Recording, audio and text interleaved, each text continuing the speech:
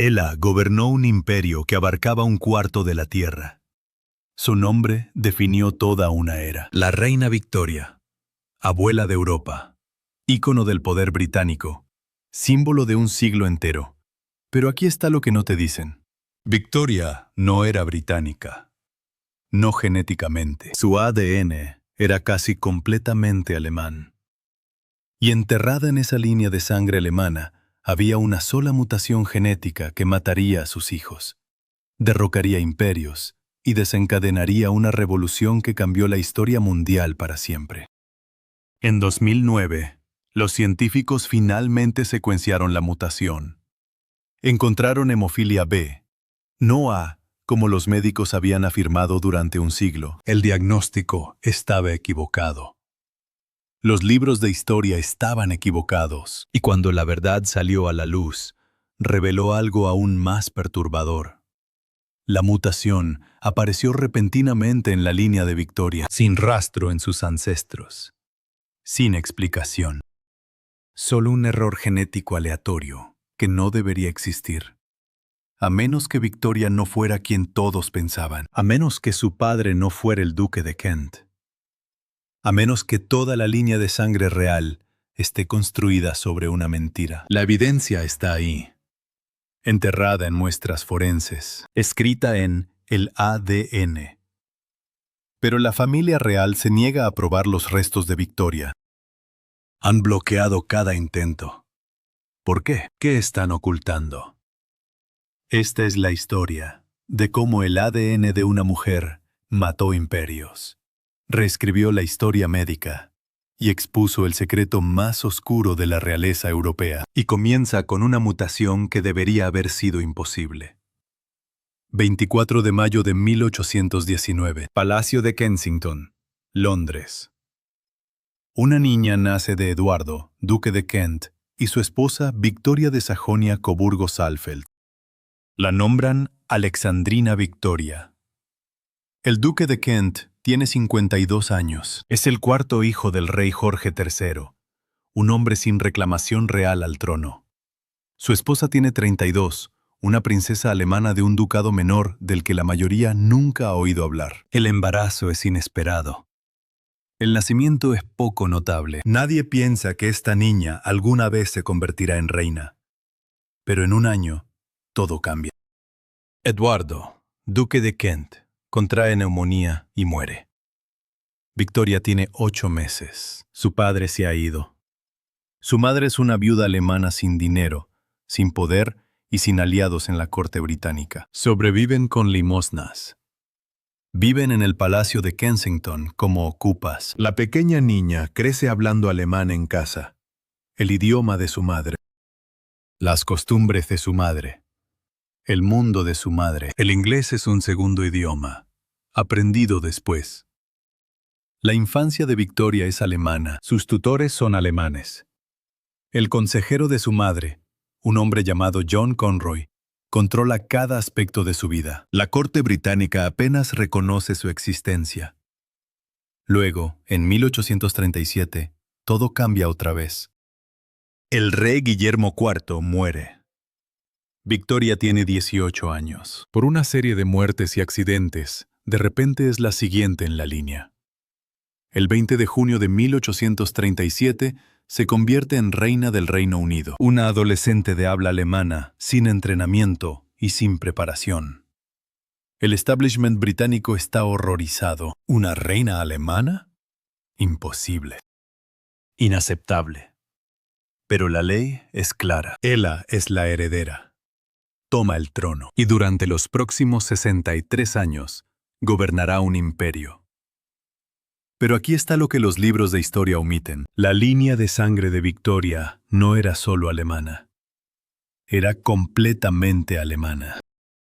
Su padre, Eduardo, duque de Kent, pertenecía a la casa de Hannover. Los hannoveranos no eran británicos. Fueron importados de Alemania en 1714, cuando el trono británico necesitaba un heredero protestante. El rey Jorge I, bisabuelo de Victoria, nació en Hannover, Alemania. Apenas hablaba inglés. Gobernó Gran Bretaña pero vivió como un príncipe alemán. Su hijo, Jorge II, la misma historia. Esposa alemana, costumbres alemanas, asesores alemanes. Toda la dinastía era alemana en todo, menos en el nombre. La madre de Victoria empeoró las cosas. Victoria de Sajonia-Coburgo-Saalfeld provenía de Coburgo, un diminuto ducado alemán famoso por producir novias reales. Los Coburgo eran constructores profesionales de dinastías. Se casaron en cada casa real importante de Europa. La madre de Victoria hablaba alemán, escribía cartas en alemán. Crió a Victoria como una princesa alemana. Luego Victoria se casó con su primo hermano, el príncipe Alberto de Sajonia-Coburgo-Gotha, otro alemán. Alberto nació en Coburgo. Se crió en Coburgo. Hablaba alemán como su primer idioma. Cuando Victoria y Alberto se casaron en 1840, unieron dos casas alemanas en el centro de la realeza europea. Sus hijos, 9 de ellos, fueron criados hablando alemán. Las cartas familiares se escribían en alemán. Las festividades seguían tradiciones alemanas. ¿Árboles de Navidad? Una costumbre alemana que Alberto importó. La familia real británica celebraba la Navidad como alemanes porque eran alemanes. Genéticamente, lingüísticamente, culturalmente, alemanes. Lo único británico en Victoria era su título. Y hasta eso era frágil. Durante la Primera Guerra Mundial, el sentimiento antialemán explotó en toda Gran Bretaña. El nombre alemán de la familia real, Sajonia-Coburgo-Gotha, se convirtió en un lastre. Los soldados británicos morían luchando contra alemanes, y el rey británico tenía un nombre alemán. El 17 de julio de 1917, el rey Jorge V, nieto de Victoria, emitió una proclamación. La casa de Sajonia-Coburgo-Gotha sería renombrada Windsor. Instantáneamente, sin debate, el nombre alemán fue borrado, reemplazado con algo que sonara inglés. Seguro, patriótico. Pero cambiar un nombre no cambia el ADN. El árbol genealógico permaneció alemán. La línea de sangre permaneció alemana. Y enterrada en esa línea de sangre había una mutación que destruiría todo. Aquí es donde la historia se vuelve oscura. La reina Victoria tuvo 9 hijos. 5 hijas, 4 hijos. Uno de sus hijos, Leopoldo, nació en 1853. Desde el nacimiento era frágil, se magullaba fácilmente. Los cortes no dejaban de sangrar. Las caídas menores se convertían en emergencias médicas. Los médicos no entendían. Lo llamaban la enfermedad real. En 1884, Leopoldo resbaló y cayó. Un accidente menor. Comenzó a sangrar internamente. El sangrado no se detenía. Murió a los 30 años. Pero Leopoldo no fue el único. Las hijas de Victoria, Alicia y Beatriz, llevaban la misma condición. No en ellas mismas. Eran portadoras. Silenciosas. Asintomáticas. Pero cuando tuvieron hijos varones, la enfermedad apareció. El hijo de Alicia, Friedrich, murió a los 3 años después de caer por una ventana. El sangrado lo mató en horas. Otro de los nietos de Alicia, el príncipe Valdemar, vivió con hemorragias constantes. Sobrevivió hasta la edad adulta, pero pasó su vida en un infierno médico. Los hijos de Beatriz, la misma historia. Uno murió a los 4 años por sangrado interno, después de un accidente menor. Otro sobrevivió hasta los 20, pero requirió transfusiones de sangre constantes. La enfermedad se extendió a través de las hijas de Victoria hacia las casas reales de Europa. Alemania, España, Rusia. Donde quiera que los nietos de Victoria se casaran, la hemofilia seguía. Durante más de un siglo, los médicos creyeron que era hemofilia A, la forma más común, el tipo causado por una deficiencia en el factor de coagulación 8. Los libros de texto médicos listaban la enfermedad real como hemofilia A. Caso cerrado. Luego, en 2009, todo cambió. Un equipo de genetistas liderado por Evgeny Rogaev publicó un estudio en la revista Science. Habían estado trabajando en un misterio diferente: identificar los restos de la familia Romanov, la última dinastía imperial de Rusia, ejecutada por los bolcheviques en 1918. Los cuerpos de los Romanov habían sido encontrados en una fosa común en 1991. Para 2009, los equipos forenses habían extraído ADN de los huesos. Se centraron en el zarevich Alexei, el único hijo de los Romanov. Alexei había sufrido de hemofilia. Todos lo sabían. Su madre, la zarina Alexandra, era nieta de Victoria. La mutación pasó de Victoria a Alicia, a Alexandra, a Alexei. 4 generaciones. Patrón de herencia claro. El equipo de Rogaev secuenció el gen F9 en el cromosoma X de Alexei. Este gen codifica el factor de coagulación 9. Las mutaciones en F9 causan hemofilia B. El equipo encontró un cambio de un solo nucleótido. Una adenina cambió a una guanina en un sitio crítico de empalme. Este cambio de una sola letra interrumpió la producción del factor 9. Alexei tenía hemofilia B, no A, B. ¿El diagnóstico que los médicos habían usado durante más de un siglo? Equivocado. ¿Los libros de texto médicos? Equivocados. Cada relato histórico que afirmaba hemofilia A, equivocado. El equipo de Rogaev rastreó la mutación hacia atrás a través de la línea de Victoria.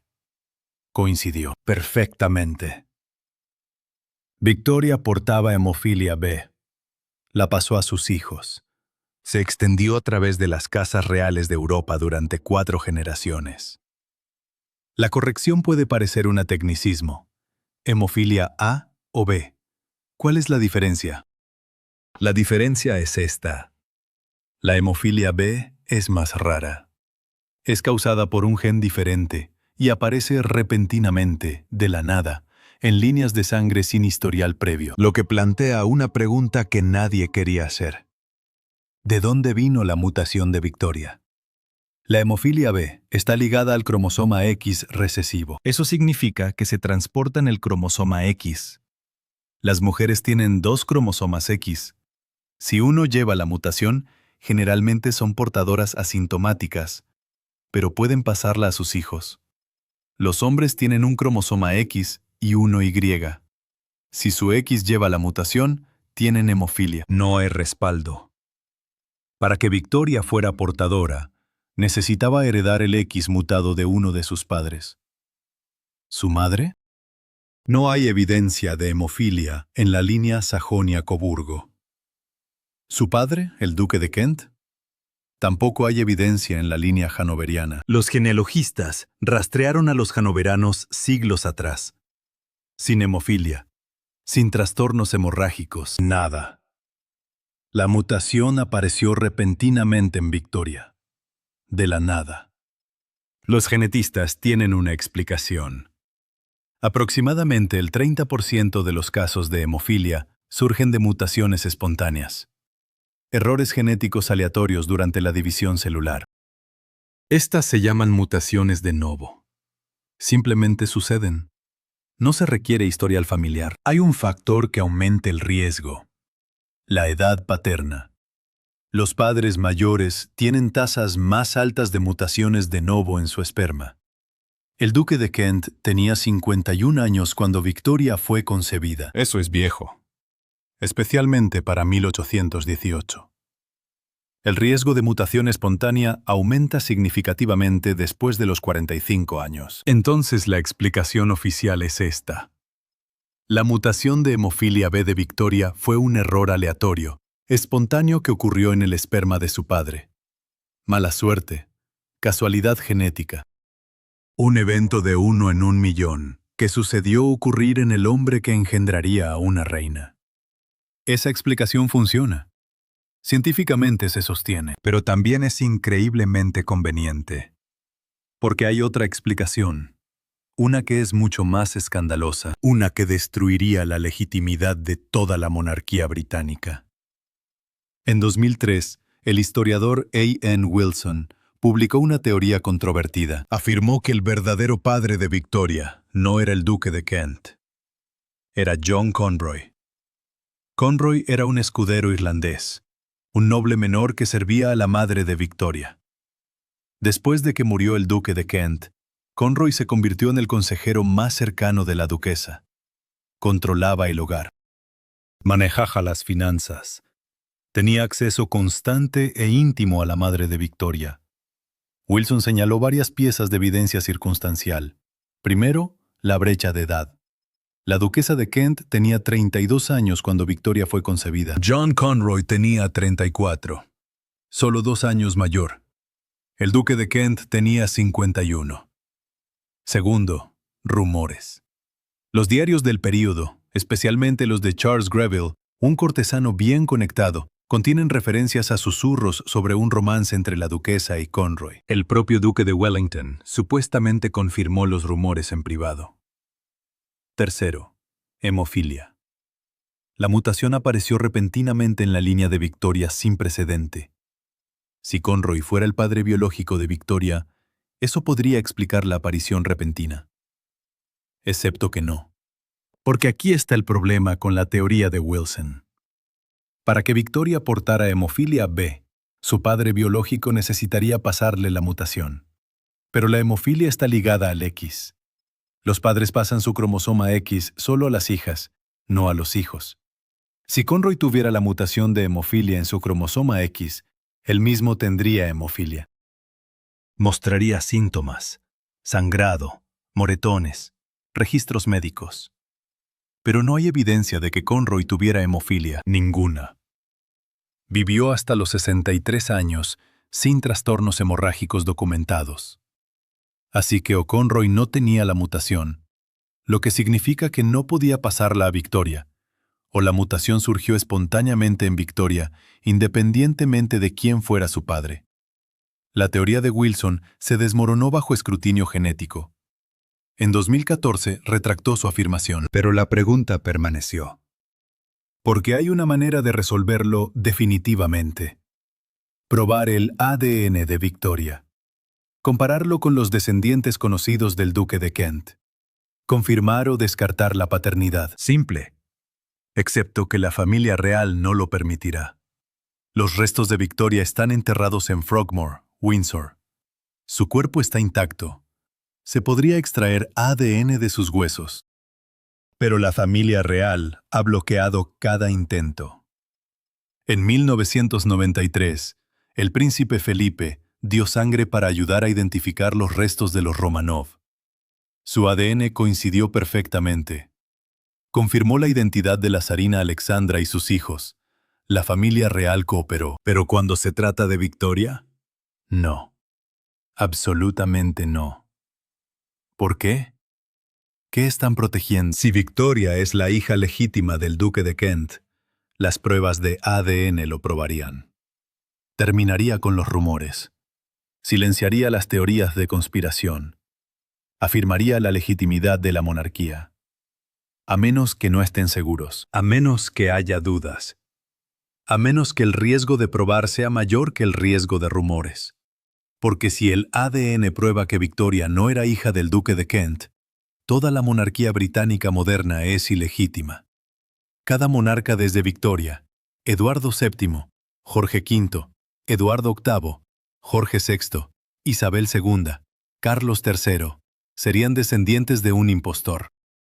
El escándalo sería catastrófico. Así que no prueban, se niegan, se esconden detrás del protocolo y la tradición.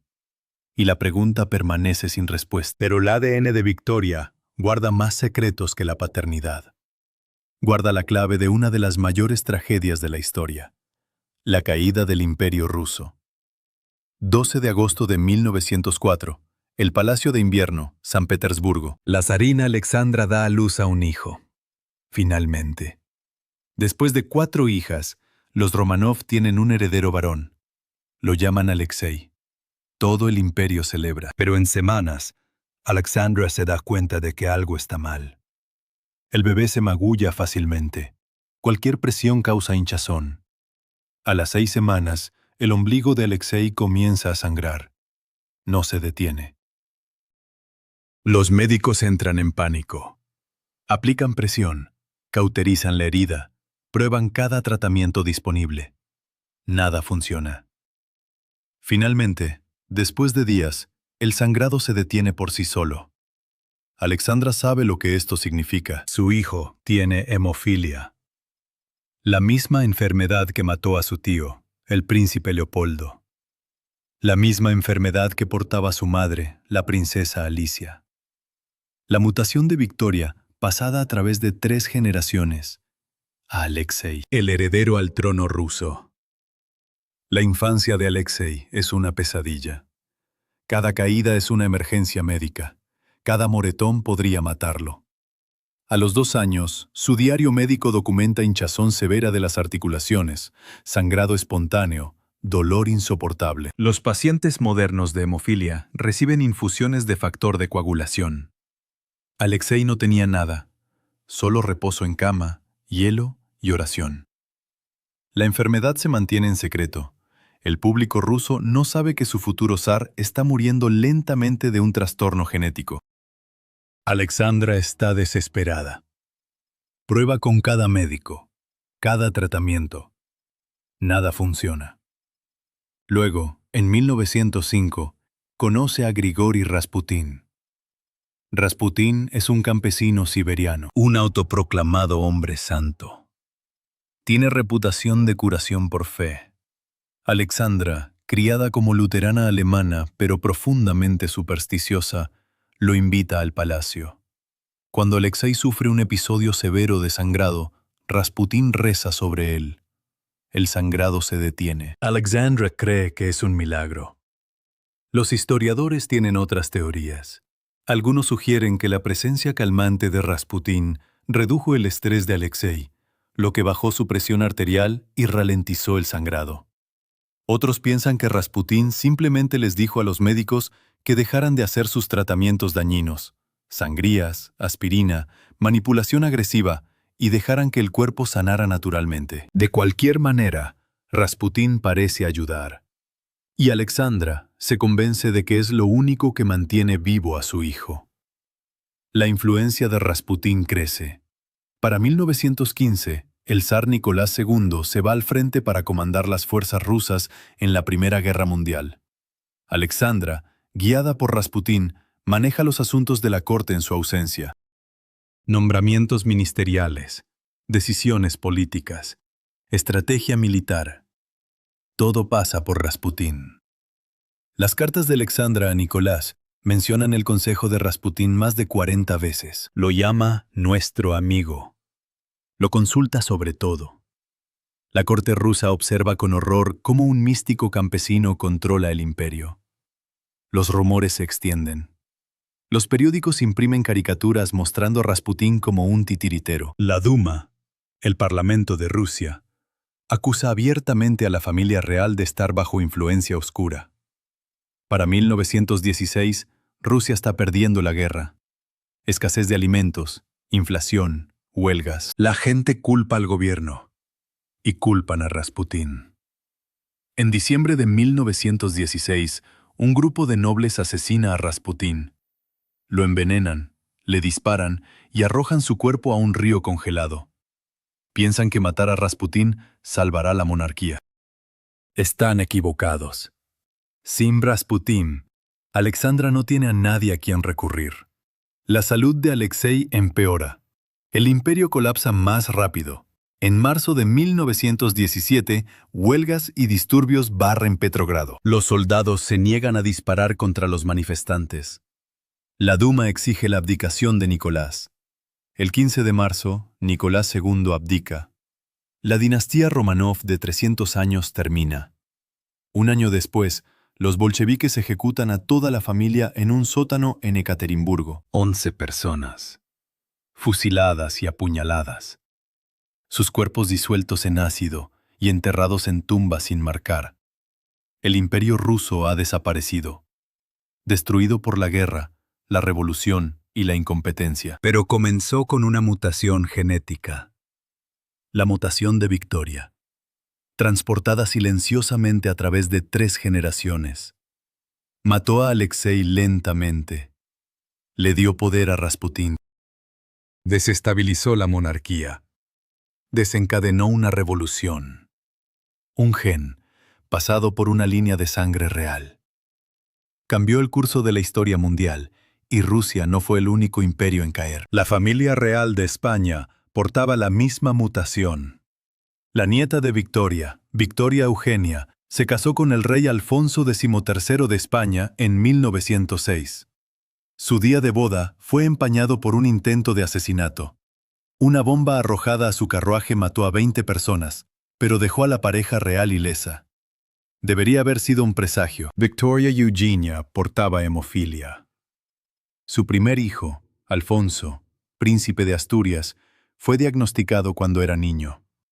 Los registros médicos documentan hospitalizaciones repetidas, transfusiones de sangre, daño articular. En 1933, Alfonso renunció a su reclamación al trono para casarse con una plebeya. En 1938, durante un viaje a Miami, tuvo un accidente automovilístico menor. El sangrado comenzó. No se detenía. Murió a los 31 años.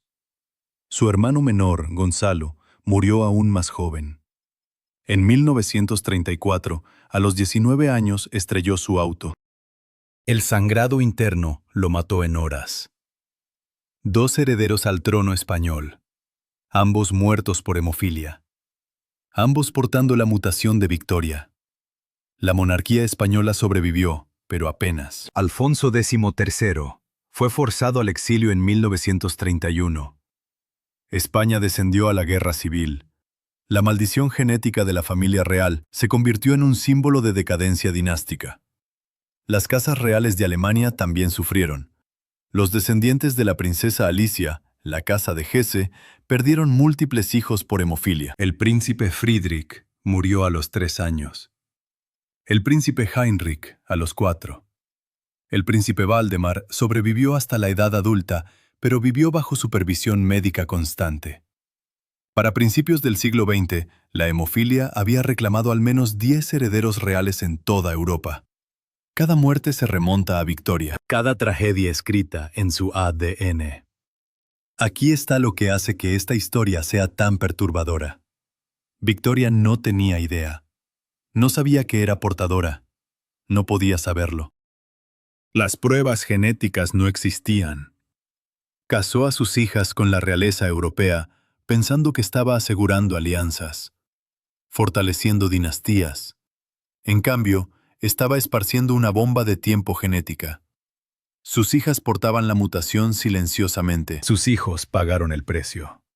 Y los imperios en los que se casaron se derrumbaron bajo el peso de herederos enfermos y sucesiones desestabilizadas. Una mutación espontánea en el cromosoma X de Victoria, ya sea heredada de su padre o surgida aleatoriamente, se extendió en cascada a través de 4 generaciones. Mató niños, empoderó a místicos, derrocó imperios, reescribió la historia. Y solo conocemos la verdad porque los científicos en 2009 tuvieron el coraje de secuenciar ADN de huesos enterrados durante 90 años. Pero todavía hay más que no sabemos. Porque la familia real no permitirá las pruebas. No confirmarán la paternidad de Victoria. No analizarán su genoma para otras mutaciones. No liberarán registros médicos. Se esconden detrás de la privacidad. Tradición. Respeto por los muertos. Pero a los muertos no les importa. A la verdad no le importa. Y la pregunta permanece. ¿Qué más está enterrado en el ADN de Victoria? ¿Qué otros secretos yacen en la línea de sangre real? Nunca lo sabremos. Mientras la familia bloquee las pruebas, la historia permanece incompleta. El misterio sin resolver. A veces, las personas más poderosas del mundo tienen miedo de una prueba simple. Porque el ADN no miente. No le importan las coronas o los imperios. Solo dice la verdad. Y a veces, la verdad es lo más peligroso de todo.